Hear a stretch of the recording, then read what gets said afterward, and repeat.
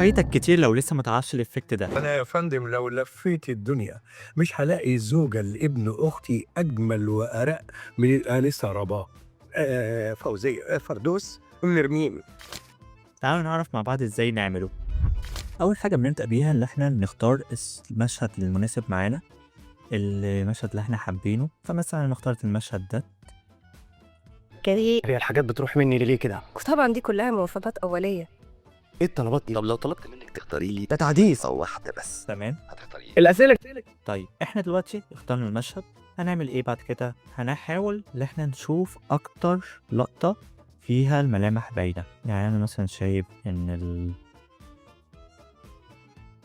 اللقطة دي الملامح فيها باينة أقصى حاجة. ونعمل برينت سكرين في على ابلكيشن ويندوز.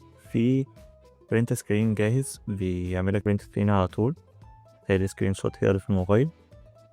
تمام، انا كده خلاص اخدت الصورة. هو بعد ما اخترنا الصورة بتاعتنا هنعمل ايه بعد كده؟ هندخل على موقع اسمه فلو ده موقع خاص بجوجل لتوليد الصور والفيديوهات بالذكاء الصناعي. بعد ما دخلنا عليه بنعمل create with flow. طبعا انا عشان مسجل عليه بس ممكن نعمل بروجكت. يطلب منك التسجيل بس سهل، الطريقة سهلة خالص بالجيميل بتاعك عادي، مفيش أي مشكلة منه. ترفع له الصورة ونحط البرومبت بتاعنا لحد ما الصورة تكون حملت، ونغير الاسبكت ريشيو بتاعتنا هنا علشان الصورة بتاعتنا طولية. فأنا هغير الاسبكت ريشيو ل9/16 ونرفع له الصورة بتاعتنا. الصورة بقت موجودة والبرومبت بتاعنا اهو، واخترنا الموديل خليناها بورتري وايمج، وكفاية صورة واحدة بس عشان ميسحبش من الكريدت، وندوس ران. برضه بينا فيلد نحاول تاني. ساعات الملامح مثلا ما تكونش واضحة أو بيبقى فيه خطأ على الموقع، فنتيجة كده بيحصل المشكلة ديت. الصورة اتكونت معانا اهي، زي ما انتم شايفين هي نسبة كبيرة قوي شبه، نفس التفاصيل، نفس كل حاجة، نفس حتى اللبس. ونختار داونلود. اوكي، كونا الصورة خلاص. اللي فاضل ان احنا نحول الصورة ديت تاخد نفس الحركة بتاعت الفيديو الاساسي بتاعنا. طيب نعملها ازاي؟ تعالوا نشوف مع بعض. هندخل على موقع اسمه ويفي. انا برضه هبعت لكم، هنزل الرابط بتاعه في الكومنتات. ده اسمه، ندخل عليه.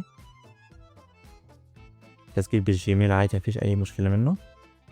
وتدوس كرييت سكيب. طيب بنشتغل عليه ازاي؟ اول حاجة بتدوس على علامة الساعة دي وتختار import. 2 واحدة هنحط فيها الصورة وواحدة هنحط فيها الفيديو. ولو هتلاحظ برضو الفلو بتاعتنا سهلة جدا في المسطرة كده عشان تتحرك ما بين في الورك سبيس بتاعنا، وبالعجلة عشان تعمل زوم ان وزوم اوت. فالورك سبيس بتاعنا سهل جدا. هنرفع في بوكس، هنرفع في الصورة، وفي بوكس تاني هنرفع الفيديو.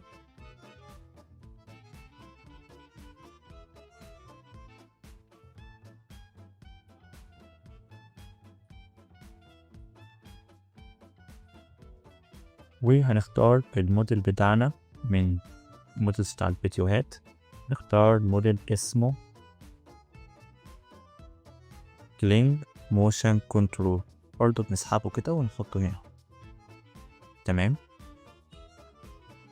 نختار الفيديو ونبعته على البوينت الحمراء. نختار الريفرنس ونبعته على الصورة ديت. بعد كده بنشوف من الموديل.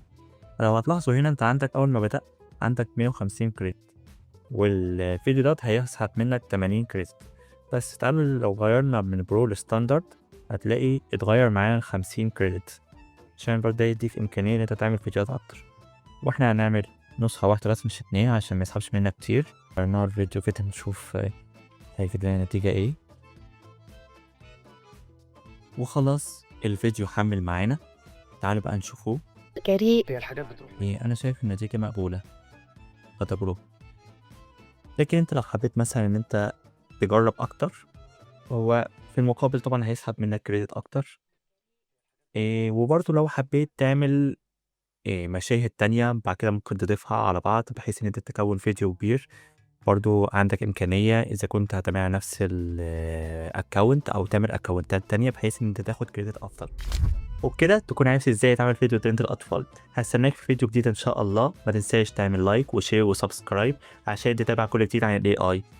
سلام.